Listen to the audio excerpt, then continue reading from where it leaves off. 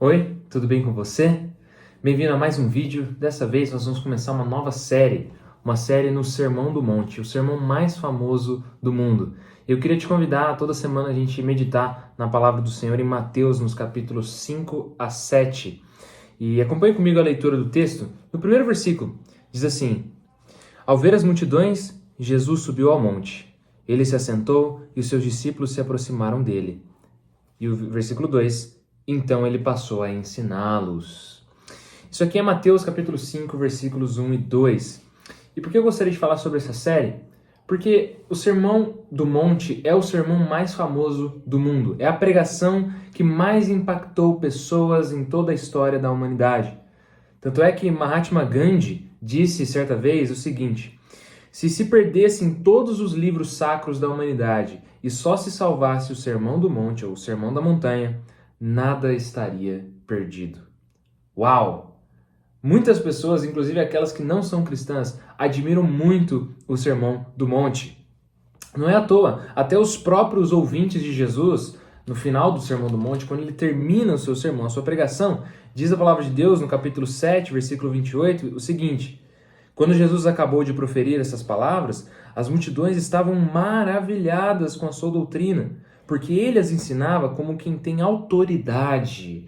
Olha isso que a Bíblia diz. As pessoas ficavam perplexas de toda a sabedoria que vinha deste sermão de 2 capítulos aqui, 3, aliás, da palavra de Deus.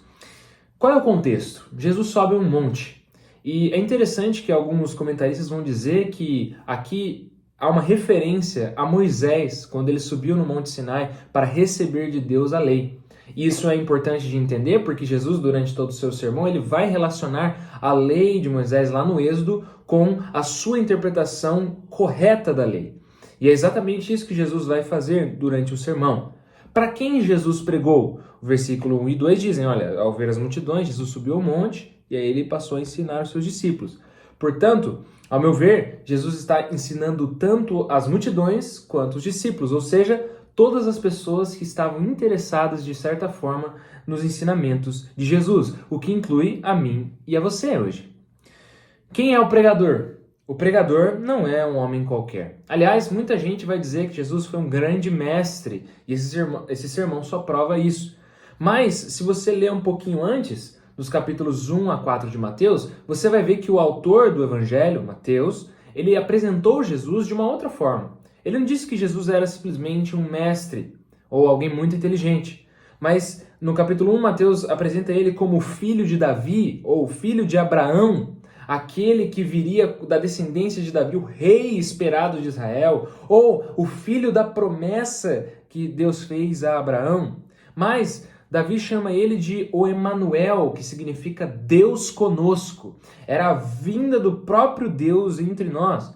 E aliás, no capítulo 3, fala sobre o batismo de Jesus, em que após ser batizado nas águas por João Batista, ouve-se uma voz do céu dizendo: Este é o meu filho amado, em quem tenho o meu prazer. Isso significa que Mateus apresentava o pregador do Sermão do Monte não como um homem qualquer, mas como o Filho amado de Deus.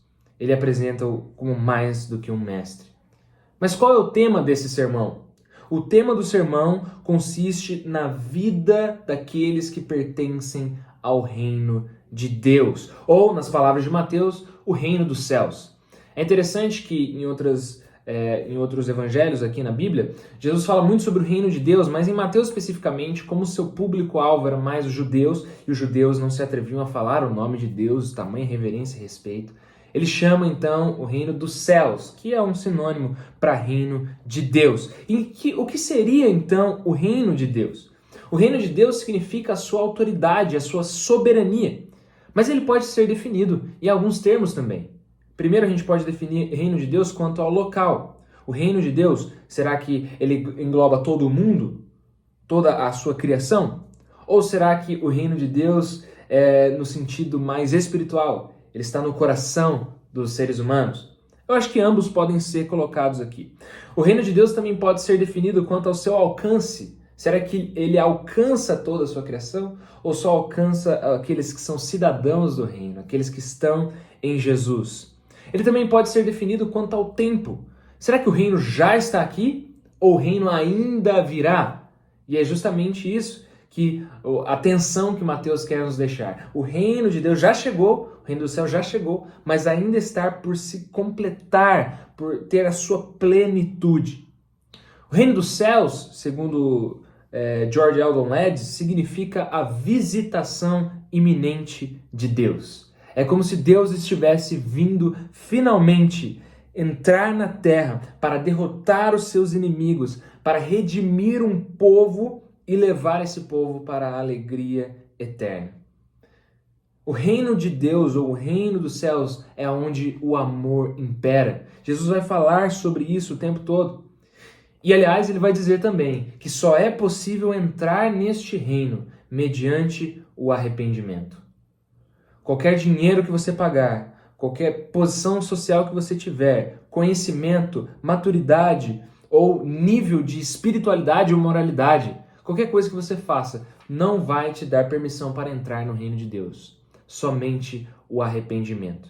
E aqui fica um ponto importante. Muita gente vê o Sermão do Monte como o resumo de toda a Bíblia, como o resumo de todo o Evangelho. E, de fato, a gente pode até considerar isso. Mas muitas vezes as pessoas só leem ele como sendo os ensinos de Jesus e descartam todo o restante. Muitos dizem que se a gente seguisse as orientações de Jesus, a gente poderia trazer um reino de paz até a terra. Os problemas, as guerras, as maldades terminariam se todos vivessem pela lei do amor. Mas pelo contrário, o Sermão do Monte ele está aqui para nos dizer e nos ensinar que o reino de Deus não pode ser trazido por homens, porque ele é um reino dos céus. Ele vem dos céus. É o próprio Deus quem o traz, porque nós não somos capazes de consertar os nossos próprios erros. Mas o Senhor Jesus veio instaurar um reino. Ele veio instaurar uma nação cujo Deus é o Senhor. E mais, para entrar neste reino, você precisa se submeter a Jesus e se arrepender dos seus pecados. Jesus, aquele que veio cumprir aquilo que nós jamais conseguiríamos fazer. O meu convite hoje, a partir desse dia e por toda essa série, é que você entenda isso. O chamado de Jesus nesse sermão para entrar no reino de Deus não é para cumprir regras, fazer algo ou deixar de fazer outro algo, mas é entender a identidade daqueles que se submetem a Jesus e se arrependem dos seus pecados.